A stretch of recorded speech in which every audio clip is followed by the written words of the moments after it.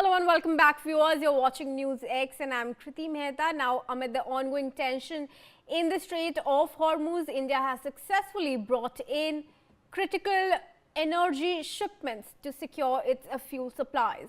3 Indian-flagged vessels have safely reached Gujarat ports after navigating the volatile waters. The LPG tanker Shivalik arrived on March 6. The next day, the Nanda Devi docked, and on March 18, the crude oil tanker Jag Latki came in. In addition, 7 giant tankers carrying around 4 metric tons of crude, 4 million metric tons of crude oil from Russia are on their way or have been diverted to Indian ports. India has also purchased 1,76,000 metric tons of LPG from the United States, delivered through approximately 4 tankers. Apart from this, between 26th and 28th of March, 2 more tankers are likely to reach India to secure our energy requirements. These timely arrivals are helping cushion the impact of disruptions in the traditional supply routes and ensuring continued availability of cooking gas and crude for the country's refineries.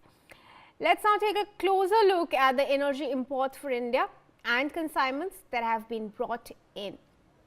We now move on to our plasma screens to take a look at India's energy imports. Ships rescued from the Hormuz, ships that have passed through the Strait of Hormuz. Rather, Shivalik was the first tanker that arrived in India from the Strait of Hormuz. It carried 46,000 metric tons of LPG and was the first one to arrive on March 16.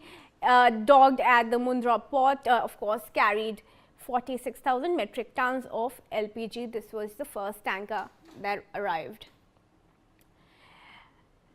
The first crude oil tanker that arrived in India in these days during the conflict was Jag Latki. It carried 80,886 metric ton of crude oil, and this one arrived on March 18th. All right. Then the next tanker that arrived,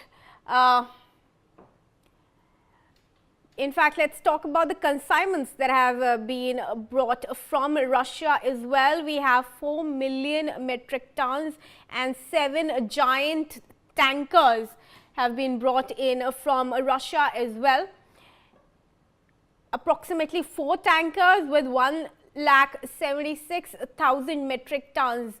These consignments were also brought in from the United States of America. So, India continuing its purchases from Russia and the United States amidst the conflict, diversifying its import requirements, of course.